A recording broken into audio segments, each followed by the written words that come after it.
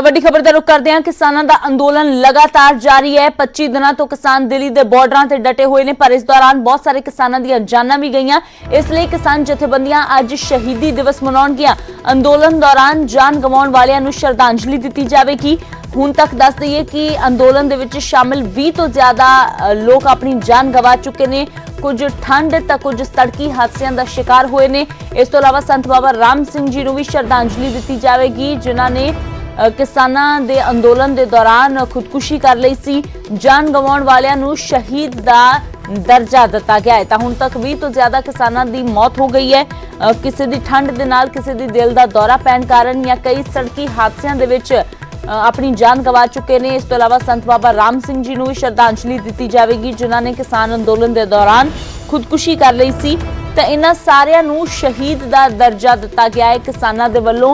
इस लई अज शहीदी दिवस किसान जथेबंदियां मनाउण जा रही ने।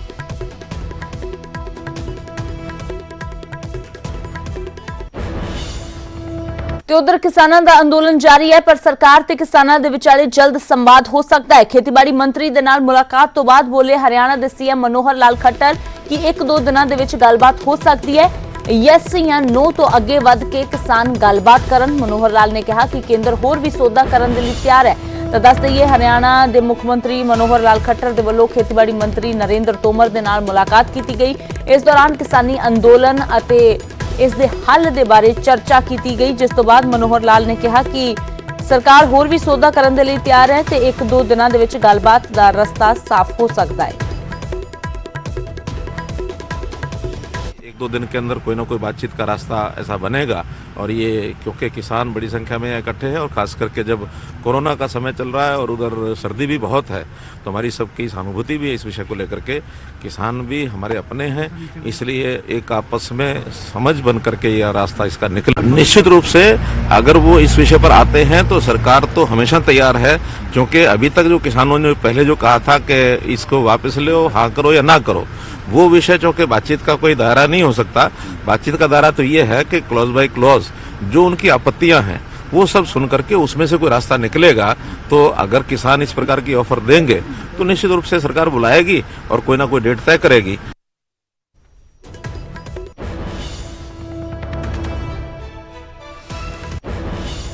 तो उधर किसान भी सरकार दे नाल गलबात नूं तैयार ने। कल न्यूज़ 18 पंजाब दे नाल गलबात दे दौरान कई किसान लीडरां ने यस नो दी नीति तो अगे गल तोरन दे संकेत दिते ने ते कहा है कि ओ ये जानते ने कि मसले दा हल गलबात दे जरिए ही होवेगा। गल नहीं हुंदी कभी भी, तुहानूं अपने तौर पर कह रहा। हमेशा जो टेबल टॉक पर गल चलती है गल्लां हुंदियां ने। जैस नो उस दिन हाँ गुस्से में इन्होंने गल की हाँ करो या ना करो, असीं जाने उठ के। बाकी सद्दा पत्र भेजणगे, गलबात चलेगी, गलबात होनी बड़ी जरूरी है। यस और नो कोई नहीं, यस और नो तो हमेशा गल लगे है। जब भी किसान और सरकार बैठेगी मसला उदों ही हल होना है। अड़े नहीं वो जैस नो दा गलत मैना कढ़िया गया। वो जैस नो ये सीगा भी तुसीं ये गल साडे नाल जदों करो, तुसीं खेती दे जिहड़े नवें सुधार लिआंदे लोक विरोधी उन्हां दे आले दुआले करो। ਅਸੀਂ ਮੀਟਿੰਗ ਕਰਾਂਗੇ, ਕੋਈ ਗੱਲ ਨਹੀਂ, ਵਧਾਵਾਂਗੇ ਗੱਲ ਸਹੀ ਤਰੀਕੇ ਦੇ ਨਾਲ। ਗਵਰਨਮੈਂਟ ਸਾਨੂੰ ਸੱਦਾ ਪੱਤਰ ਭੇਜੇ, ਅਸੀਂ ਸੱਦਾ ਪੱਤਰ ਮਨਜ਼ੂਰ ਕਰਾਂਗੇ। ਯੈਸ ਸਰ ਨੋ ਤਾਂ ਕੀਤੀ ਸੀ ਵੀ ਜਦੋਂ ਸਾਨੂੰ ਸਮਝਾਉਣੋਂ ਹੀ ਨਹੀਂ ਹਟਦੇ ਪਏ ਸੀਗੇ। ਉਸ ਤੋਂ ਬਾਅਦ ਉਹਨਾਂ ਨੇ ਆਪਣਾ ਸਾਨੂੰ ਅਮੈਂਡਮੈਂਟਸ ਦਿੱਤੀਆਂ ਵੀ ਅਸੀਂ 8-9 ਇਹ ਅਮੈਂਡਮੈਂਟ ਕਰ ਸਕਦੇ ਹਾਂ, ਇੱਕ ਪਰਾਲੀ ਤੇ ਆ, 8 ਜਿਹੜੇ ਰੂਲਸ ਦੇ ਉੱਤੇ ਆ। ਪਰ ਜਿਹੜੀਆਂ ਬਾਕੀ 10 ਰਹਿੰਦੀਆਂ ਨੇ ਉਹਨਾਂ ਤੇ ਵੀ ਵਿਚਾਰ ਕਰਨਾ ਚਾਹੀਦਾ। ਇਸ ਕਰਕੇ ਮੀਟਿੰਗ ਟੇਬਲ ਟਾਕ ਤੋਂ ਬਿਨਾਂ ਤੇ ਹੱਲ ਹੋਣਾ ਨਹੀਂ। ਜੇ ਸੱਦਾ ਪੱਤਰ ਕੋਈ ਪ੍ਰਪੋਜ਼ਲ ਭੇਜਦੇ ਆ, ਸਾਨੂੰ ਸਰਕਾਰ ਭੇਜਦੀ ਆ ਕਿਸਾਨ ਜਥੇਬੰਦੀਆਂ ਨੂੰ, ਤਾਂ ਉਹਦੇ ਬਾਰੇ ਵਿਚਾਰ ਵਟਾਂਦਰਾ ਹੋਊਗਾ, ਮੀਟਿੰਗ ਹੋਊਗੀ। ਤਾਂ ਜੇ ਸੱਦਾ ਪੱਤਰ ਆਂਦਾ ਕਿਸਾਨ ਜਥੇਬੰਦੀਆਂ ਜ਼ਰੂਰ ਜਾਣਗੀਆਂ, ਜਿੱਦਾਂ ਪਹਿਲਾਂ 6 ਮੀਟਿੰਗਾਂ ਕੀਤੀਆਂ ਆ। ਨਹੀਂ, ਜੈਸ ਔਰ ਨੋ ਤੋਂ ਅੱਗੇ ਵਧਣੇ ਦਾ ਮਤਲਬ ਤਾਂ ਇਹੀ ਆ ਸਾਡਾ ਵੀ ਕਾਨੂੰਨ ਸਰਕਾਰ ਰੱਦ ਕਰੇ, ਸਰਕਾਰ ਵੀ ਅੱਗੇ ਵਧੇ ਨਾ। किसान यस ते नो दी नीति तो अगे वधन दे लई तैयार ने। किसानां ने साफ तौर ते कहा है कि सानू सद्दा मिलेगा तो असीं उस नूं मंजूर करके जरूर गलबात लई जावांगे। ते उधर सरकार ते किसानां दे विचाले संवाद जल्द हो सकता है। हरियाणा के मुख्यमंत्री मनोहर लाल खट्टर ने खेतीबाड़ी मंत्री नाल मुलाकात तो बाद कहा कि 1-2 दिनों के विच गलबात हो सकती है। इधर किसान भी यस नो दी नीति तो अगे वधन लई तैयार ने। ते एक होर वड्डी गल जो मनोहर लाल दे वल्लों कही गई कि केंद्र होर भी सौदा करन दे लई तैयार है। तो किते ना किते जरूर हुण इस मसले दा हल निकलन दी आस जो जगदी हुई नजर आ रही है, क्योंकि दोवें तरह हुण नरम पैंदियां नजर आ रही ने। पंकज कपाही मेरे सहयोगी ज्यादा जानकारी लिए जुड़े ने। तो पंकज, ਹੁਣ ਦੋਵੇਂ ਧਿਰਾਂ ਨਰਮ ਪੈਂਦੀਆਂ ਨਜ਼ਰ ਆ ਰਹੀਆਂ ਨੇ। ਕਿਸਾਨ ਵੀ ਯੈਸ ਨੋ ਦੀ ਨੀਤੀ ਛੱਡਣ ਦੀ ਗੱਲ ਕਹਿ ਰਹੇ ਨੇ ਤੇ ਕੇਂਦਰ ਵੀ ਹੁਣ ਹੋਰ ਸੋਧਾਂ ਕਰਨ ਦੀ ਗੱਲ ਕਹਿ ਰਹੀ ਹੈ।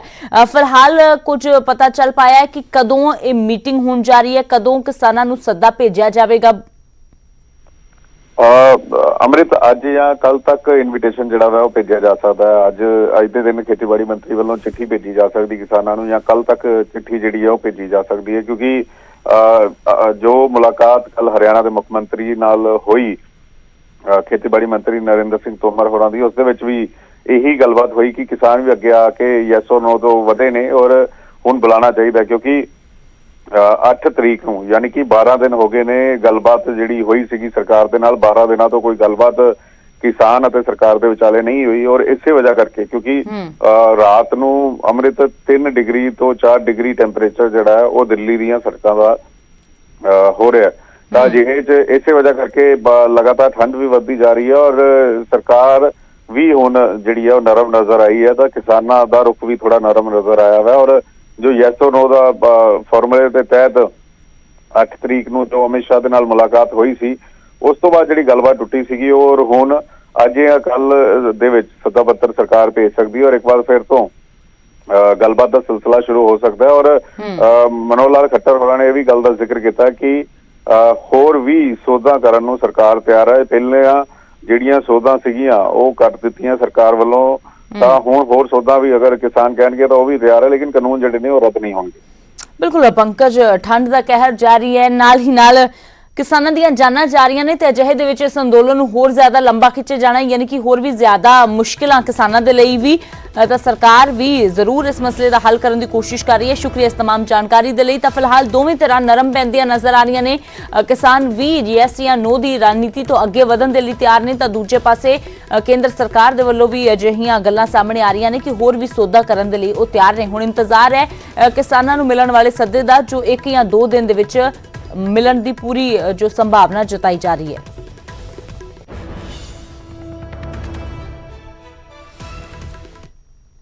ਤੇ ਉਧਰ ਖੇਤੀਬਾੜੀ ਮੰਤਰੀ ਨੇ ਕਿਸਾਨਾਂ ਦੇ ਲਈ ਪੰਜਾਬੀ ਦੇ ਵਿੱਚ ਵੀ ਚਿੱਠੀ ਜਾਰੀ ਕੀਤੀ ਹੈ ਤੇ ਪ੍ਰਧਾਨ ਮੰਤਰੀ ਮੋਦੀ ਨੇ ਵੀ ਪੰਜਾਬੀ 'ਚ ਟਵੀਟ ਕਰਕੇ ਚਿੱਠੀ ਸਾਂਝੀ ਕੀਤੀ ਹੈ ਤੇ ਕਿਸਾਨਾਂ ਨੂੰ ਖੇਤੀ ਮੰਤਰੀ ਦੀ ਚਿੱਠੀ ਪੜ੍ਹਨ ਦੀ ਅਪੀਲ ਕੀਤੀ ਹੈ। ਜੀ ਹਾਂ, ਨਰਿੰਦਰ ਤੋਮਰ ਨੇ ਚਿੱਠੀ ਦੇ ਵਿੱਚ ਨਵੇਂ ਬਣੇ ਖੇਤੀ ਕਾਨੂੰਨਾਂ ਦੇ ਫਾਇਦੇ ਗਿਣਵਾਏ ਨੇ। 8 ਪੰਨਿਆਂ ਦੀ ਇਹ ਚਿੱਠੀ ਜੋ ਪਿਛਲੇ ਦਿਨੀ ਜਾਰੀ ਕੀਤੀ ਗਈ ਸੀ, ਹੁਣ ਉਸ ਨੂੰ ਪੰਜਾਬੀ ਦੇ ਵਿੱਚ ਵੀ ਜਾਰੀ ਕੀਤਾ ਗਿਆ ਹੈ ਪੰਜਾਬ ਦੇ ਕਿਸਾਨਾਂ ਦੇ ਲਈ, ਤੇ ਪ੍ਰਧਾਨ ਮੰਤਰੀ ਨੇ ਵੀ ਪੰਜਾਬੀ 'ਚ ਟਵੀਟ ਕਰਕੇ ਇਹ ਚਿੱਠੀ ਸਾਂਝੀ ਕੀਤੀ ਹੈ ਤੇ ਸਾਰੇ ਹੀ ਕਿਸਾਨਾਂ ਨੂੰ ਇਹ ਚਿੱਠੀ ਪੜ੍ਹਨ ਦੀ ਅਪੀਲ ਕੀਤੀ ਹੈ। ਪ੍ਰਧਾਨ ਮੰਤਰੀ ਦੇ ਵੱਲੋਂ ਟਵੀਟ ਕੀਤਾ ਗਿਆ ਹੈ, ਪੰਜਾਬੀ ਦੇ ਵਿੱਚ ਉਹਨਾਂ ਨੇ ਟਵੀਟ ਕੀਤਾ ਹੈ। ਆਪਣੇ ਟਵੀਟ ਵਿੱਚ ਉਹਨਾਂ ਨੇ ਲਿਖਿਆ ਹੈ, ਖੇਤੀਬਾੜੀ ਮੰਤਰੀ ਨਰਿੰਦਰ ਤੋਮਰ ਜੀ ਨੇ ਕਿਸਾਨ ਭਾਈਆਂ ਭੈਣਾਂ ਨੂੰ ਪੱਤਰ ਲਿਖ ਕੇ ਆਪਣੀਆਂ ਭਾਵਨਾਵਾਂ ਪ੍ਰਗਟ ਕੀਤੀਆਂ ਨੇ, ਇੱਕ ਨਿਮਰ ਸੰਵਾਦ ਕਰਨ ਦੀ ਕੋਸ਼ਿਸ਼ ਕੀਤੀ ਹੈ। ਸਾਰੇ ਅੰਨਦਾਤਿਆਂ ਨੂੰ ਮੇਰੀ ਤਾਕੀਦ ਹੈ ਕਿ ਉਹ ਇਸ ਨੂੰ ਜ਼ਰੂਰ ਪੜ੍ਹਨ। ਤਾਂ ਪ੍ਰਧਾਨ ਮੰਤਰੀ ਨੇ ਵੀ ਪੰਜਾਬੀ ਦੇ ਵਿੱਚ ਟਵੀਟ ਕਰਕੇ ਕਿਸਾਨਾਂ ਨੂੰ ਖੇਤੀਬਾੜੀ ਮੰਤਰੀ ਦੀ ਚਿੱਠੀ ਪੜ੍ਹਨ ਦੀ ਅਪੀਲ ਕੀਤੀ ਹੈ।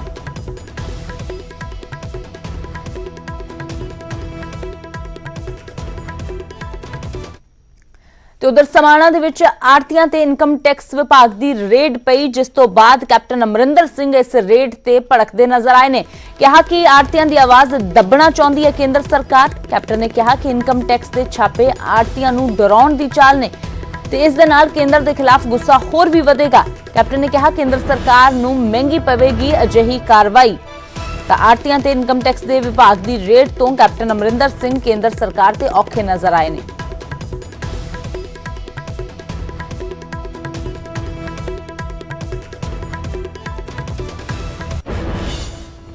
दरअसल पूरा विवाद उदों शुरू होया जदों कल समाना च इनकम टैक्स विभाग वालों रेड की गई।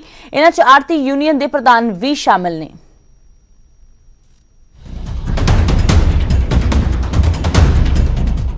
समाना अनाज मंडी के प्रधान के वपारक ठिकाणिਆਂ ਤੇ इनकम टैक्स विभाग ने अचानक छापा मारिया। जलंधर तो आई इस टीम की कार्रवाई तकरीबन 24 घंटे तो वध समय तक जारी रही। अनाज मंडी प्रधान के समाना और देवीगढ़ स्थित ठिकाणिਆਂ ਤੇ फरोला फराली की गई। इस दौरान इनकम टैक्स की टीम के नाल सुरक्षा दस्ते भी मौजूद रहे। घंटिया बधी मारे गए छापे तो बाद अधिकारी अपने नाल कई दस्तावेज लैके चले गए। इस सारी कार्रवाई के दौरान ना तो मीडिया नूं अंदर दाखिल होने की इजाजत दी गई और ना ही मीडिया विच इस बारे कोई बयान जारी किया गया। ਉਧਰ ਜਦੋਂ ਇਸ ਸਾਰੇ ਐਕਸ਼ਨ ਬਾਰੇ ਅਨਾਜ ਮੰਡੀ ਦੇ ਪ੍ਰਧਾਨ ਨੂੰ ਪਤਾ ਲੱਗਿਆ ਤਾਂ ਅਚਾਨਕ ਉਹਨਾਂ ਦੀ ਤਬੀਅਤ ਵਿਗੜ ਗਈ, ਜਿਸ ਤੋਂ ਬਾਅਦ ਉਹਨਾਂ ਨੂੰ ਇਲਾਜ ਦੇ ਲਈ ਪਟਿਆਲਾ ਲਿਜਾਇਆ ਗਿਆ। ਇਨਕਮ ਟੈਕਸ ਵਿਭਾਗ ਵੱਲੋਂ ਕੀਤੀ ਗਈ ਇਸ ਕਾਰਵਾਈ ਤੇ ਪੰਜਾਬ ਦੀ ਸਿਆਸਤ ਭਖਣ ਲੱਗੀ ਹੈ। ਆਮ ਆਦਮੀ ਪਾਰਟੀ ਨੇ ਇਨਕਮ ਟੈਕਸ ਦੀ ਕਾਰਵਾਈ ਤੇ ਸਵਾਲ ਚੁੱਕਦਿਆਂ ਕਿਹਾ ਕਿ ਇਹ ਸਭ ਕੁਝ ਕਿਸਾਨ ਅੰਦੋਲਨ ਦੀ ਹਮਾਇਤ ਕਰਨ ਵਾਲਿਆਂ ਨੂੰ ਪਰੇਸ਼ਾਨ ਕਰਨ ਦਾ ਤਰੀਕਾ ਹੈ। ਕੇਂਦਰ ਸਰਕਾਰ ਦਾ ਬਹੁਤ ਵੱਡਾ ਹੱਥ ਹੈ। ਕੇਂਦਰ ਸਰਕਾਰ ਕਿਵੇਂ ਨਾ ਕਿਵੇਂ ਕਿਸਾਨੀ ਸੰਘਰਸ਼ ਜਿਹੜਾ ਹੈਗਾ ਪਹਿਲਾਂ ਪੰਜਾਬ ਤੋਂ ਉੱਠਿਆ ਸੀ, ਹੌਲੀ-ਹੌਲੀ ਦੇਸ਼ ਵਿਆਪੀ ਹੁੰਦਾ ਹੋਇਆ ਹੁਣ ਵਰਲਡ ਦੇ ਵਿੱਚ ਇੱਕ ਸੰਘਰਸ਼ ਦਾ ਰੂਪ ਧਾਰਨ ਕਰ ਚੁੱਕਾ ਹੈ। ਕੇਂਦਰ ਸਰਕਾਰ ਬਾਏ ਹੁੱਕ ਔਰ ਕਰੁੱਕ ਇਸ ਚੀਜ਼ ਨੂੰ ਤਾਰ-ਪੀੜੋ ਕਰਨਾ ਚਾਹੁੰਦੀ ਹੈ। ਫਿਲਹਾਲ ਕਿਆਸ ਰਾਈਆਂ ਕਈ ਤਰ੍ਹਾਂ ਦੀਆਂ ਲਾਈਆਂ ਜਾ ਰਹੀਆਂ ਨੇ, ਪਰ ਅਧਿਕਾਰਿਕ ਤੌਰ ਤੇ ਬਿਆਨ ਜਾਂ ਸੂਚਨਾ ਜਾਰੀ ਕੀਤੇ ਜਾਣ ਤੋਂ ਬਾਅਦ ਹੀ ਮਾਮਲੇ ਦੀ ਅਸਲ ਸੱਚਾਈ ਸਾਹਮਣੇ ਆਵੇਗੀ। समाणा तो पुरुषोत्तम कौशिक, न्यूज़ 18। अगली खबर पटियाला तो जिथे बेरोजगार टैट पास अध्यापकों का हंगामा देखने को मिला। पुलिस ते अध्यापकों के विचकार जबरदस्त धक्का मुक्की हुई तो पुलिस ने अध्यापकों ते लाठी चार्ज भी किया। दरअसल इन्हां अध्यापकों के वल्लों लंबे समय तो नौकरी की मंग की जा रही सी।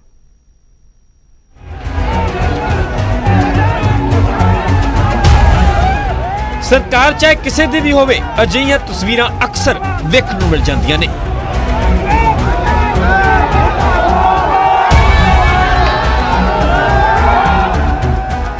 सूबा बेशक कोई भी होवे, राज बेशक किसी भी पार्टी का होवे, पर लोग इसे ही देश दे हुंदे ने।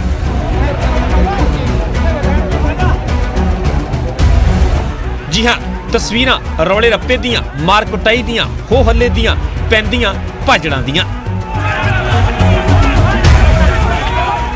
पटियाला शहर दियां ने, जिथे बेरोजगार टैट पास अध्यापक ते पुलिस गुत्थम गुत्था हो गए। मंग इन्हां बेरोजगार अध्यापकों की रोजगार दी सी।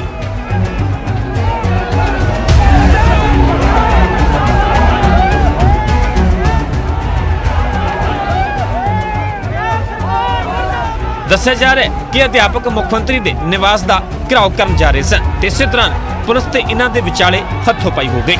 शुरुआत किस दी सी ये तो अजे सामने नहीं आया, पर जो तस्वीरां तुहाडी स्क्रीन ते चल रही ने तां ये जरूर निकल के सामने आ गईयां ने। लो वेखो गौर दे नाल।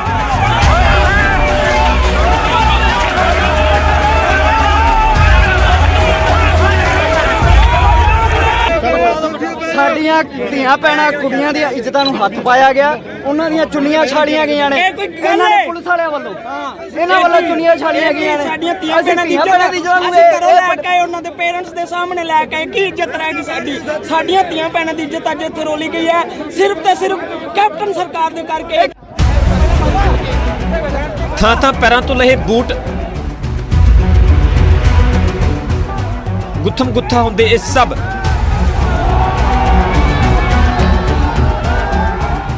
पुलिस के हत्थां दे विच फड़ियां सोटियां,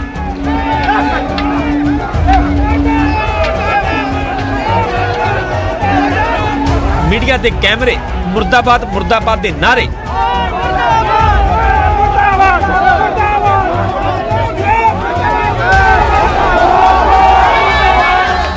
दसदे ने माजरा इस कड़ाके की ठंड के विच बेहद निघा रहा है। की धीआं धियाणियां की नौजवान सब अगे हो के प्रदर्शन दे विच जुटे रहे ते पुलिस अपनी ड्यूटी नूं अंजाम देण दे विच लगी रही।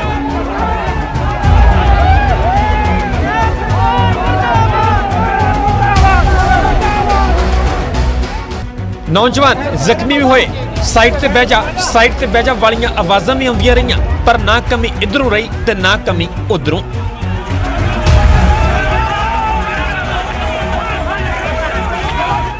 बस एक तरह की जोर अजमाइश चलती रही। ये कहिए या ये कहिए कि इसनूं वक्त का तकाजा समझ लिया जाए।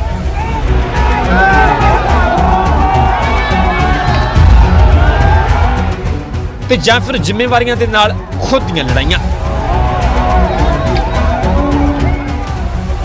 खैर अजे दृश्य किसी भी लोकतंत्र व्यवस्था दे विच सवाल तां जरूर करते हैं। आवाज़ां आउंदियां ने कि अजिहा क्यों ते कदों तक।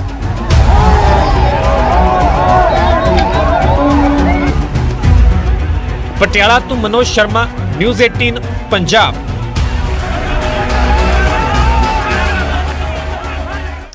ਤੇ ਉਧਰ ਪੰਜਾਬ ਦੇ ਵਿੱਚ ਵੱਧ ਰਹੇ ਕ੍ਰਾਈਮ ਦੀ ਗੱਲ ਕਰਦੇ ਹਾਂ, ਜਿਸ ਨੂੰ ਲੈ ਕੇ ਮੁੱਖ ਮੰਤਰੀ ਸਖਤ ਨਜ਼ਰ ਆ ਰਹੇ ਨੇ। ਕ੍ਰਾਈਮ ਰੇਟ ਤੇ ਨਕੇਲ ਪਾਉਣ ਦੇ ਲਈ ਦਿਸ਼ਾ ਨਿਰਦੇਸ਼ ਜਾਰੀ ਕੀਤੇ ਗਏ ਨੇ।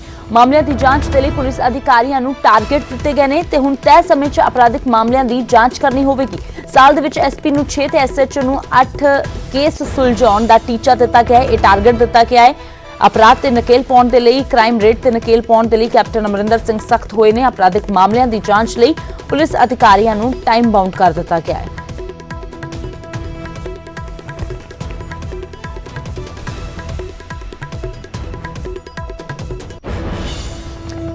ਤੇ ਗੱਲ ਕਰਦੇ ਹਾਂ ਹੁਣ ਬੀਤੇ ਦਿਨੀ ਮਾਰੇ ਗਏ ਘੁਸਪੈਠੀਆਂ ਦੀ, ਜਿਨ੍ਹਾਂ ਦੀ ਲਾਸ਼ ਲੈਣ ਤੋਂ ਪਾਕਿਸਤਾਨ ਨੇ ਇਨਕਾਰ ਕਰ ਦਿੱਤਾ ਹੈ। ਫਲੈਗ ਮੀਟਿੰਗ ਦੇ ਦੌਰਾਨ ਪਾਕਿਸਤਾਨੀ ਰੇਂਜਰਸ ਨੇ ਇਨਕਾਰ ਕਰ ਦਿੱਤਾ ਹੈ। ਦਰਅਸਲ ਵੀਰਵਾਰ ਨੂੰ ਬੀਐਸਐਫ ਨੇ 2 ਘੁਸਪੈਠੀਏ ਢੇਰ ਕੀਤੇ ਸੀ, ਜੋ ਭਾਰਤ ਦੀ ਸਰਹੱਦ ਵਿੱਚ ਦਾਖਲ ਹੋਣ ਦੀ ਕੋਸ਼ਿਸ਼ ਕਰ ਰਹੇ ਸੀ। ਅੰਮ੍ਰਿਤਸਰ ਦੀ ਰਾਜਾਪਾਲ ਪੋਸਟ ਨੇੜੇ ਦਾਖਲ ਹੋਣ ਦੀ ਕੋਸ਼ਿਸ਼ ਕਰ ਰਹੇ ਇਹਨਾਂ ਘੁਸਪੈਠੀਆਂ ਨੂੰ ਮਾਰ ਮੁਕਾਇਆ ਗਿਆ, ਪਰ ਹੁਣ ਪਾਕਿਸਤਾਨ ਨੇ ਇਹਨਾਂ ਘੁਸਪੈਠੀਆਂ ਦੀ ਲਾਸ਼ ਲੈਣ ਤੋਂ ਇਨਕਾਰ ਕਰ ਦਿੱਤਾ ਹੈ।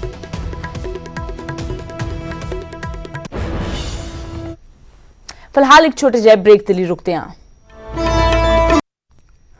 ਬ੍ਰੇਕ ਤੋਂ ਬਾਅਦ ਇੱਕ ਵਾਰ ਫਿਰ ਤੁਹਾਡਾ ਸਵਾਗਤ ਹੈ। ਗੱਲ ਕਰਦੇ ਹਾਂ ਬਾਲੀਵੁੱਡ ਅਦਾਕਾਰਾ ਕੰਗਨਾ ਰਣੌਤ ਦੀ, ਜਿਸ ਦੇ ਵੱਲੋਂ ਵੱਡਾ ਇਲਜ਼ਾਮ ਲਗਾਇਆ ਗਿਆ ਹੈ। ਕੰਗਨਾ ਨੇ ਕਿਹਾ ਕਿ ਉਸ ਨੂੰ ਰੇਪ ਅਤੇ ਜਾਨੋਂ ਮਾਰਨ ਦੀਆਂ ਧਮਕੀਆਂ ਮਿਲ ਰਹੀਆਂ ਨੇ। ਕਿਹਾ ਕਿਸਾਨ ਅੰਦੋਲਨ ਤੇ ਬੋਲਣ ਕਾਰਨ ਨਿਸ਼ਾਨਾ ਬਣਾਇਆ ਜਾ ਰਿਹਾ ਹੈ। ਕੰਗਨਾ ਨੇ ਦਿਲਜੀਤ ਦੋਸਾਂਝ ਤੇ ਪ੍ਰਿਯੰਕਾ ਚੋਪੜਾ ਤੇ ਵੀ ਨਿਸ਼ਾਨਾ ਸਾਧਿਆ ਹੈ ਤੇ ਕਿਸਾਨ ਅੰਦੋਲਨ ਨੂੰ ਸਿਆਸਤ ਤੋਂ ਪ੍ਰੇਰਿਤ ਦੱਸਿਆ ਹੈ। ਤਾਂ ਦੱਸ ਦਈਏ ਕਿ ਕਿਸਾਨ ਅੰਦੋਲਨ ਨੂੰ ਲੈ ਕੇ ਜੋ ਬਿਆਨਬਾਜ਼ੀ ਕੰਗਨਾ ਦੇ ਵੱਲੋਂ ਕੀਤੀ ਗਈ, ਉਸ ਨੂੰ ਲੈ ਕੇ ਟਵਿੱਟਰ ਤੇ ਕੰਗਨਾ ਵਰਸਸ ਦਿਲਜੀਤ ਤਾਂ ਪਹਿਲਾਂ ਹੀ ਵਾਰ ਛਿੜੀ ਹੋਈ ਸੀ, ਪਰ ਹੁਣ ਕੰਗਨਾ ਦੇ ਵੱਲੋਂ ਇਹ ਕਿਹਾ ਗਿਆ ਹੈ ਕਿ ਰੇਪ ਤੇ ਜਾਨੋਂ ਮਾਰਨ ਦੀਆਂ ਉਸ ਨੂੰ ਧਮਕੀਆਂ ਮਿਲ ਰਹੀਆਂ ਨੇ। नमस्कार दोस्तों, मैंने वादा किया था कि जब किसान आंदोलन का पूरा भांडा फूट जाएगा, जैसे शाहीन बाग का फूटा था, तो मैं आप लोगों से इस बारे में बात करूंगी, क्योंकि इन पिछले 10-12 दिनों में जिस तरह की emotional mental lynching, online lynching मैंने फेस की है, रेप डेथ थ्रेट्स मैंने फेस किए हैं, तो ये मेरा हक बनता है कि मैं इस देश से कुछ सवाल करूं। अब जब प्रधानमंत्री जी ने किसी आशंका की कोई गुंजाइश ही नहीं छोड़ी है, तो ये बात तो जाहिर है कि ये पॉलिटिकली मोटिवेटेड था ये पूरा आंदोलन, और कहीं ना कहीं इसमें आतंकियों ने भी हिस्सा लेना शुरू कर दिया था। लेकिन मैं पंजाब में रही हूँ, मैं वहाँ पढ़ी हूँ, बड़ी हुई हूँ, मैं स्कूलिंग मैंने वहाँ की है अपनी, और मैं जानती हूँ 99.9% जो पंजाब के लोग हैं वो खालिस्तान नहीं चाहते हैं, वो देश का टुकड़ा नहीं चाहते हैं। उनका पूरा देश है, अरुणाचल प्रदेश से, महाराष्ट्र से, दिल्ली से, हिमाचल, सब उनका है, तो उनको एक छोटा सा टुकड़ा नहीं चाहिए। वो देश प्रेमी है सब। लेकिन मैं उनसे पूछना चाहती हूँ, देशवासियों से, मुझे आतंकियों से शिकायत नहीं है, मुझे जो इस देश को तोड़ना चाहते हैं, मैं उनकी भावनाएं मैं समझती हूँ, लेकिन जो मासूम लोग हैं वो कैसे इन लोगों को अपने आपको उंगलियों पे नचाने देते हैं हर आए दिन। अब जैसे शाहीन बाग में दादी जी वो पढ़ नहीं सकती, कुछ नहीं, लेकिन फिर भी अपनी नागरिकता बचाने के लिए आंदोलन कर रही हैं। एक पंजाब में दादी मुझे इतनी गंदी भद्दी गालियां दे रही हैं, अपनी जमीन बचाने की कोशिश कर रही है सरकार से। क्या हो रहा है इस देश में? दोस्तों, हम लोग अपने आप को इतना वनरेबल कैसे कर देते हैं इन आतंकियों के लिए, इन विदेशी शक्तियों के लिए? मुझे आप लोगों से शिकायत है, और मुझे ये शिकायत है कि मुझे हर दिन अपनी इंटेंशन बतानी पड़ती है कि जब कोई देशभक्त इंसान को इतनी चीजें उनको क्लैरिफाई करनी पड़ी। पर ये लोग दिलजीत दोसांझ हो गए या प्रियंका चोपड़ा जैसे लोग हो गए, इनसे कोई इनकी इंटेंशन, ये किस तरह की नीति कर रहे हैं? अगर मैं देश के हित में बात करती हूँ तो मुझे कहते हैं कि मैं राजनीति कर रही हूँ। इनसे भी तो पूछिए ना, ये कौन सी नीति कर रहे हैं? ਤਾਂ ਕੰਗਨਾ ਦੇ ਵੱਲੋਂ ਜਿੱਥੇ ਇਹ ਗੱਲ ਕਹੀ ਗਈ ਉਸ ਨੂੰ ਰੇਪ ਤੇ ਜਾਨੋਂ ਮਾਰਨ ਦੀਆਂ ਧਮਕੀਆਂ ਮਿਲ ਰਹੀਆਂ ਨੇ, ਉੱਥੇ ਕੰਗਨਾ ਇੱਕ ਵਾਰ ਫਿਰ ਤੋਂ ਕਿਸਾਨਾਂ ਦੇ ਅੰਦੋਲਨ ਨੂੰ ਸਿਆਸਤ ਤੋਂ ਪ੍ਰੇਰਿਤ ਦੱਸਦੀ ਨਜ਼ਰ ਆਈ ਤੇ ਕਿਹਾ ਕਿ ਇਸ ਦੇ ਵਿੱਚ ਅੱਤਵਾਦੀ ਵੀ ਸ਼ਾਮਲ ਨੇ। ਤੇ ਉਧਰ ਕੰਗਨਾ ਦੇ ਇਲਜ਼ਾਮਾਂ ਦਾ ਅਦਾਕਾਰ ਦਿਲਜੀਤ ਦੋਸਾਂਝ ਨੇ ਸਿੱਧੇ ਤੌਰ ਤੇ ਤਾਂ ਕੋਈ ਜਵਾਬ ਨਹੀਂ ਦਿੱਤਾ, ਪਰ ਉਹਨਾਂ ਇੱਕ ਆਡੀਓ ਜ਼ਰੂਰ ਟਵਿੱਟਰ ਤੇ ਜਾਰੀ ਕੀਤਾ ਹੈ, ਜਿਸ 'ਚ ਉਹਨਾਂ ਇਸ਼ਾਰਿਆਂ 'ਚ ਕੰਗਨਾ ਤੇ ਪਲਟਵਾਰ ਕੀਤਾ ਹੈ। ਹਾਏ ਰੱਬਾ ਓਏ, ਉਹ ਇੱਕ ਸਾਡਾ ਗੱਲ ਸ਼ੇਅਰ ਕਰਨੀ ਸੀ। ਮੈਂ 2-3 ਜਾਣੀਆਂ ਇਦਾਂ ਦੀਆਂ, ਉਹਨਾਂ ਨੂੰ ਸਵੇਰੇ ਤੇ ਸ਼ਾਮ ਮੇਰਾ ਨਾਮ ਨਾ ਲੈਣ ਤਾਂ ਹੁਣ ਰੋਟੀ ਨਹੀਂ ਹਜਮ ਹੋ ਰਹੀ। 2 ਗੋਲੀਆਂ ਜਿਵੇਂ ਸਵੇਰੇ ਤੇ 2 ਗੋਲੀਆਂ ਸ਼ਾਮ ਨੂੰ, ਡਾਕਟਰ ਨਹੀਂ ਦੱਸਦਾ, ਮੈਨੂੰ ਲੱਗਦਾ 2-4 ਜਾਣੀਆਂ ਇਦਾਂ ਦੀਆਂ, ਉਹਨਾਂ ਨੂੰ ਇਹ ਮੇਰਾ ਨਾਮ ਇਦਾਂ ਲੱਗਾ ਹੋਇਆ ਵੀ ਜਦ ਤੱਕ ਉਹ ਨਾਮ ਨਾ ਲਿਖਣ ਨਾ ਲੈਣ ਉਹਨਾਂ ਨੂੰ ਮੈਨੂੰ ਲੱਗਦਾ ਰੋਟੀ ਨਹੀਂ ਹਜਮ ਹੋ ਰਹੀ। ਇੱਕ ਦੀ ਤਾਂ ਆਵਾਜ਼ ਹੀ ਬਹੁਤ ਭੈੜੀ ਹੈ, ਇੱਕ ਤਾਂ ਐਡੀ ਭੈੜੀ ਬੋਲਦੀ ਨਾ, ਆਏ ਹਾਏ। ਕੋਈ ਕਿਸੇ ਨੂੰ ਭਾਵ ਨਾ ਦਿਓ, ਭੌਂਕ ਕੇ ਹਟ ਜਾਣਗੀਆਂ। Don't you worry about it, okay? ਚਲੋ ਬਾਏ, ਟਾਟਾ। ਤਾਂ ਦਿੱਲੀ ਮੋਰਚਾ ਲਗਾਤਾਰ ਜਾਰੀ ਹੈ। ਪੰਜਾਬ ਤੋਂ ਵੱਡੀ ਗਿਣਤੀ ਵਿੱਚ ਲੋਕ ਕਿਸਾਨਾਂ ਦੇ ਧਰਨੇ 'ਚ ਸ਼ਾਮਲ ਹੋ ਰਹੇ ਨੇ। ਬਰਨਾਲਾ ਤੋਂ ਜੋਗਿੰਦਰ ਸਿੰਘ ਨੇ ਪੈਦਲ ਹੀ ਦਿੱਲੀ ਵੱਲ ਕੂਚ ਕਰ ਦਿੱਤਾ ਤੇ ਉਹਨਾਂ ਹੋਰ ਲੋਕਾਂ ਨੂੰ ਵੀ ਦਿੱਲੀ ਪਹੁੰਚਣ ਦੀ ਅਪੀਲ ਕੀਤੀ ਹੈ। ਦੇਖੋ ਇਸ ਰਿਪੋਰਟ ਦੇ ਰਾਹੀਂ। ਇਹ ਮੈਰਾਥਨ ਨਹੀਂ, ਨਾ ਕੋਈ ਦੌੜ ਮੁਕਾਬਲਾ ਹੈ। ਇਹ ਤਾਂ ਆਪਣੇ ਹੱਕਾਂ ਦੀ ਦੌੜ ਹੈ, ਆਪਣੇ ਅਧਿਕਾਰਾਂ ਦੇ ਲਈ ਸੰਘਰਸ਼ ਹੈ। ਦਿੱਲੀ ਮੋਰਚੇ ਨੂੰ ਸਭ ਦਾ ਸਾਥ ਮਿਲ ਰਿਹਾ ਹੈ। ਬੱਚੇ, ਨੌਜਵਾਨ ਤੇ ਔਰਤਾਂ ਤੋਂ ਲੈ ਕੇ ਬਜ਼ੁਰਗ ਵੀ ਇਸ ਧਰਨੇ ਦੇ ਵਿੱਚ ਸ਼ਾਮਲ ਹੋ ਰਹੇ ਨੇ। ਤਸਵੀਰਾਂ ਬਰਨਾਲਾ ਦੇ ਪਿੰਡ ਚੱਕਰ ਦੀਆਂ ਨੇ, ਜਿੱਥੋਂ ਦੇ 60 ਸਾਲਾ ਬਜ਼ੁਰਗ ਨੇ ਦਿੱਲੀ ਲਈ ਪੈਦਲ ਹੀ ਚਾਲੇ ਪਾ ਦਿੱਤੇ ਨੇ। ਜੋਗਿੰਦਰ ਸਿੰਘ ਨੇ ਘਰ ਦੇ ਵਿੱਚ ਅਰਦਾਸ ਕੀਤੀ ਅਤੇ ਫਿਰ ਦਿੱਲੀ ਮੋਰਚੇ ਦੇ ਲਈ ਰਵਾਨਾ ਹੋ ਗਿਆ। ਬਈ ਤੂੰ ਜਿਹੜੇ ਬਿੱਲ ਪਾਸ ਕਰਿਆ ਉਹ ਅਸੀਂ ਵਾਪਸ ਕਰਾ ਕੇ ਹਟਾਂਗੇ, ਉਹਨਾਂ ਤੱਕ ਸਾਡਾ ਕੋਈ ਮਤਲਬ ਨਹੀਂ ਹੈ ਪਿੱਛੇ ਹਟ ਜੀ। ਜੋਗਿੰਦਰ ਸਿੰਘ ਮੰਨਦੇ ਨੇ ਕਿ ਜ਼ਮੀਨ ਕਿਸਾਨ ਦੀ ਮਾਂ ਹੈ ਅਤੇ ਹੁਣ ਸਰਕਾਰ ਦੀਆਂ ਨਜ਼ਰਾਂ ਇਸੇ ਜ਼ਮੀਨ ਤੇ ਨੇ, ਇਸ ਲਈ ਇਸ ਜ਼ਮੀਨ ਨੂੰ ਬਚਾਉਣ ਦੀ ਲੜਾਈ ਲੜਨੀ ਹੋਵੇਗੀ। ਜੋਗਿੰਦਰ ਸਿੰਘ ਇਹ ਵੀ ਮੰਨਦੇ ਨੇ ਕਿ ਇਹ ਲੜਾਈ ਭੁੱਖ ਹੜਤਾਲਾਂ ਕਰਕੇ ਜਿੱਤੀ ਨਹੀਂ ਜਾ ਸਕਦੀ, ਬਲਕਿ ਇਸ ਲਈ ਡਟ ਕੇ ਲੜਨਾ ਪਵੇਗਾ। ਜਿਹੜੀ ਉਹ ਭੁੱਖ ਹੜਤਾਲ ਕਹਿੰਦੇ ਅਸੀਂ ਕਰੀ ਆ, ਉਹਦੇ ਮੈਂ ਮੇਰੇ ਖਿਲਾਫ ਹਾਂ। ਗੁਰੂ ਸਾਹਿਬ ਨੇ ਇਹ ਨਹੀਂ ਕਿਹਾ ਆਪਣਾ ਭੁੱਖੇ ਰਹਿ ਕੇ ਆਪਾਂ ਮੋਰਚੇ ਲੜੋ। ਗੁਰੂ ਸਾਹਿਬ ਨੇ ਆਪਣਾ 20 ਰੁਪਈਆ ਤੋਂ ਆਪਣਾ ਭੋਜਨ ਚਲਾਇਆ, ਲੰਗਰ ਚਲਾਇਆ। ਆਪਣੇ ਤਾਂ ਕਿੰਨੇ ਲੰਗਰ ਚੱਲਦੇ ਆ। ਕਿਸਾਨਾਂ ਨੇ ਖੇਤੀ ਕਾਨੂੰਨਾਂ ਦੇ ਖਿਲਾਫ ਦਿੱਲੀ ਨੂੰ ਘੇਰਾ ਪਾਇਆ ਹੋਇਆ ਹੈ। ਦਿੱਲੀ ਦੀਆਂ ਸਰਹੱਦਾਂ ਤੇ ਧਰਨਾ ਜਾਰੀ ਹੈ। ਪੰਜਾਬ ਤੋਂ ਵੱਡੀ ਗਿਣਤੀ ਦੇ ਵਿੱਚ ਲੋਕ ਧਰਨੇ ਵਿੱਚ ਸ਼ਾਮਲ ਹੋ ਰਹੇ ਨੇ ਤੇ ਜੋਗਿੰਦਰ ਸਿੰਘ ਵੀ ਹੁਣ ਆਪਣੀ ਹਾਜ਼ਰੀ ਭਰਨ ਗਿਆ ਹੈ। ਬਰਨਾਲਾ ਤੋਂ ਸ਼ੀਸ਼ ਸ਼ਰਮਾ, ਨਿਊਜ਼ 18।